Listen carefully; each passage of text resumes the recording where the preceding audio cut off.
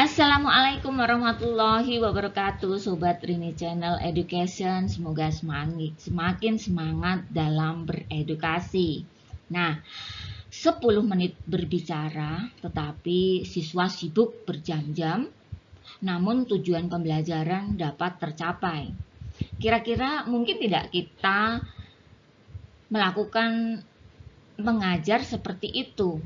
Hanya 10 menit saja berbicara, tetapi anak sudah paham dengan apa yang akan kita target hari ini, tujuan pembelajarannya apa, kemudian mereka memahami apa yang kita maksudkan.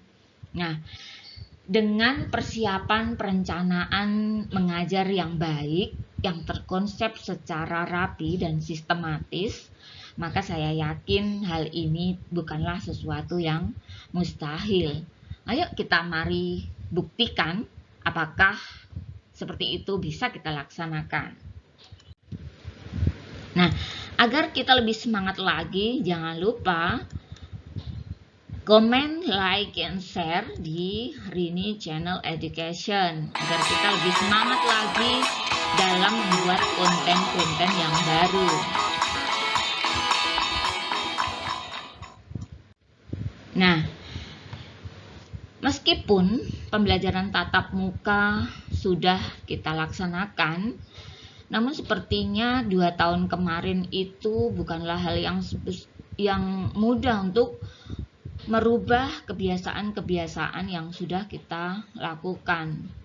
Sudah terbiasa menggunakan satu platform yang ternyata ketika kita jalani dengan disiplin, maka di situ memungkinkan kita menata, mendokumentasikan seluruh kegiatan pembelajaran kita dengan baik, dengan rapi dari awal tahun pelajaran hingga nanti pada akhir tahun pelajaran.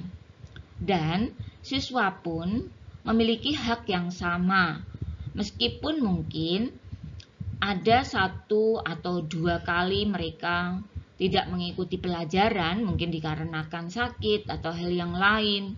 Maka dengan Google Classroom ini memungkinkan mereka tetap mendapatkan materi, tetap bisa melihat tugas pada hari ini dan mengerjakannya di waktu-waktu senggang mereka. Nah, untuk itulah maka blended learning seperti ini memang sepertinya akan sulit sekali saya tinggalkan. Apalagi untuk saya yang mengampu materi produktif kejuruan yang membutuhkan banyak waktu untuk praktek dan seterusnya, maka kita kalau terlalu panjang menjelaskan, kemudian berceramah, itu sepertinya kurang menarik perhatian dari siswa. Apalagi saya di SMK, Sekolah Menengah Kejuruan, itu sepertinya peserta didik sudah terbiasa dengan gaya belajar yang kinestetik, yaitu melakukannya dengan praktek, dengan simulasi atau dengan tugas-tugas proyek, ya, yang kita nanti bisa standarkan dengan dunia kerja yang memang dibutuhkan atau distandarkan itu seperti apa. Nah, demikian. Nah, platform ini hanya membantu kita bagaimana mendokumentasikan seluruh kegiatan-kegiatan yang akan kita laksanakan, sehingga mereka nanti mudah mengikuti alur pembelajarannya. Jadi materinya apa, kemudian tugasnya waktu itu apa, itu dengan mudah. Dan mereka juga dengan mudah mengecek tugas-tugas apa, praktek apa yang mereka masih tertinggal. Ini tertata rapi. Nah, kita bayangkan pada anak-anak yang memang perlu perhatian khusus, misalnya ketidakhadiran yang sangat tinggi, maka secara otomatis mereka dari awal pun sudah kesulitan mendapatkan informasi. Urut-urutannya seperti apa, mereka sudah kesulitan. Tetapi dengan seperti ini mereka akan sedikit terbantu. Nah, terbantunya di mana nanti akan kita coba buka di sini ya. Nah, kemudian saya mencontohkan di sini itu, nah, saya mengambil satu contoh saja tadi. Kebetulan saya mengambil untuk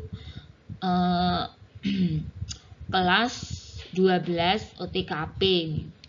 Nah, ini adalah kelas yang bukan kelas sesungguhnya ya. Saya hanya mengcopy ya, membuat satu ruang kelas yang baru untuk peran konten ini. Tetapi saya ini mengcopy dari kegiatan-kegiatan yang setiap hari saya laksanakan. Jadi memang hal ini memang saya laksanakan setiap harinya.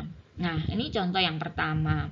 Kenapa saya harus menjelaskan ya, mapelnya apa, kemudian nama saya, jadwalnya, kemudian waktunya, jamnya, dan seterusnya. Karena saya menghendaki siswa disiplin dalam hal ini. Pengerjaannya tepat waktu sesuai dengan apa yang saya share di sini. Nah, kenapa saya perlu menulisnya juga karena saya biasanya menge-share seluruh kelengkapan ini itu di beberapa hari sebelumnya.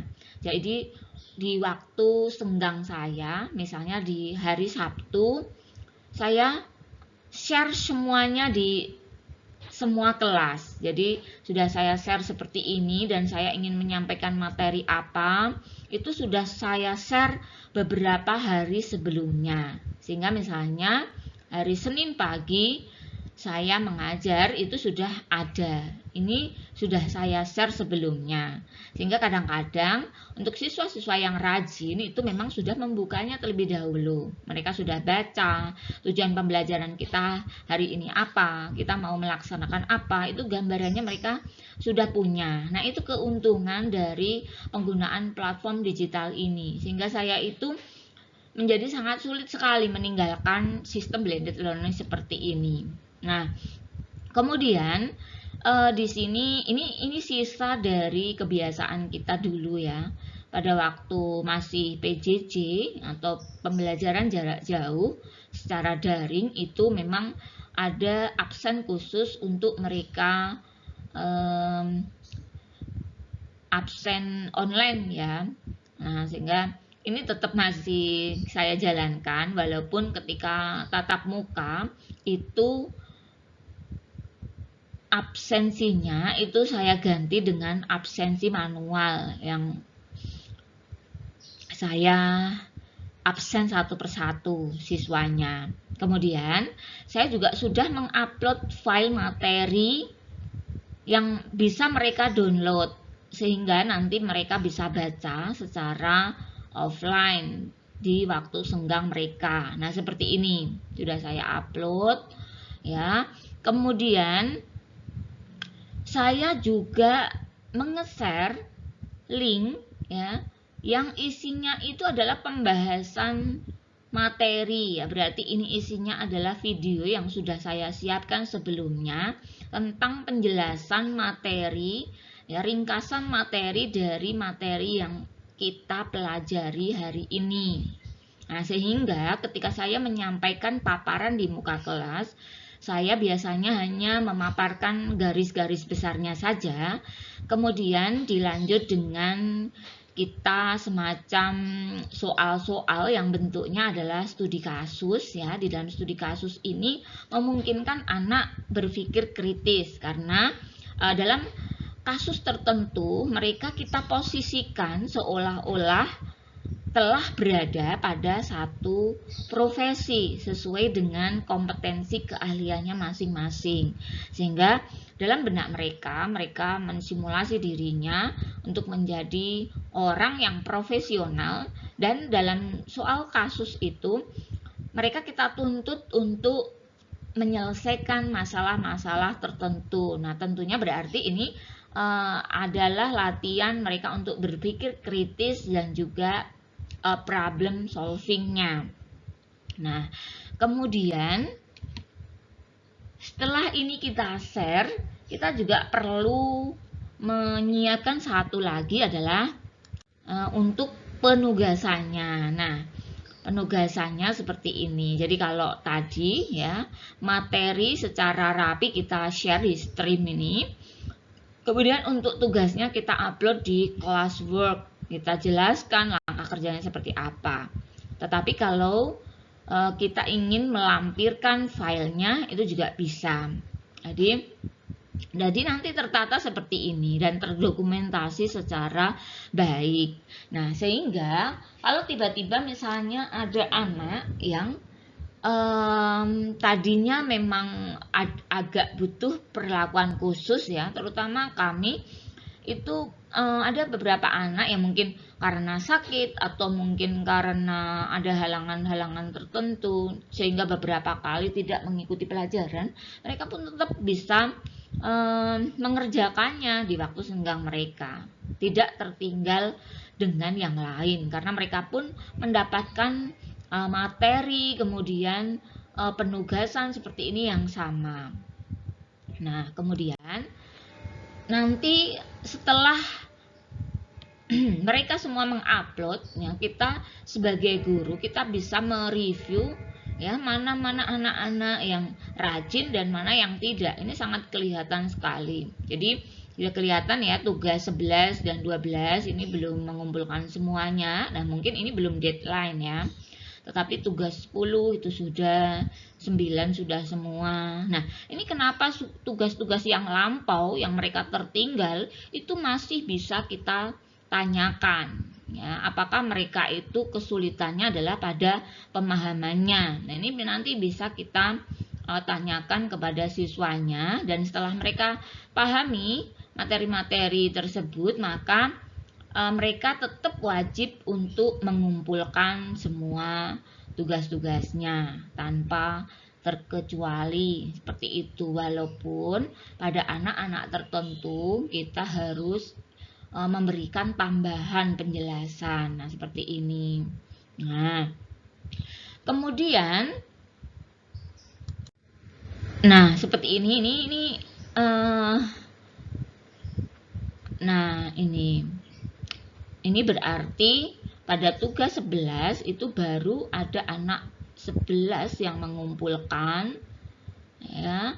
Kemudian ini tugasnya bisa kita lihat ya, dalam ini bisa mereka download ya, sehingga mereka juga bisa mengerjakannya secara offline. Nah, seperti itu. Nah, sehingga ini sangat memudahkan sekali Bapak dan Ibu. Melalui Google Classroom ini saya menjadi lebih ringan sekali, terus terang, apalagi dan mereka tidak memang sudah paham karena kita bisa di tugas ini kita juga menyertakan contohnya, kemudian kita baru memberikan tugasnya sehingga kalau mereka lupa mereka bisa membukanya lagi dan ini sifatnya rapi ya. Lain kalau mereka kadang-kadang kita beri fotokopian yang per lembar-lembar, mereka kadang menaruhnya sebentar kemudian lupa. Nah, kalau seperti ini jelas mereka tidak akan pernah lupa karena ini bisa mereka buka lagi sewaktu-waktu dan ini tersimpan di drive mereka masing-masing. Dan terima kasih kepada Kemendikbud yang sudah memberikan akun belajar ID yang ternyata kelebihannya adalah mereka penyimpanannya unlimited. Nah, di Google Classroom ini juga sudah disediakan Google Meeting yang bisa kita rekam. Jadi sebetulnya kalau kita mau merekam kegiatan pembelajaran kita pada satu kelas tertentu, maka rekaman itu pun ya bisa mereka bagi. Jadi biasanya pada saat PJJ dulu itu pada saat kegiatan meeting itu tidak lengkap jumlah yang hadir. Nah, itu sengaja saya rekam, kemudian saya share di grup atau di classroom ini sehingga untuk yang memang terlambat mengikuti kegiatan meeting mereka bisa tetap mengikuti atau membukanya kembali seperti itu. Nah, itu tentunya sangat membantu saya sekali ya. Demikian yang bisa saya sampaikan. Mudah-mudahan ini bermanfaat untuk teman-teman. Assalamualaikum warahmatullahi wabarakatuh.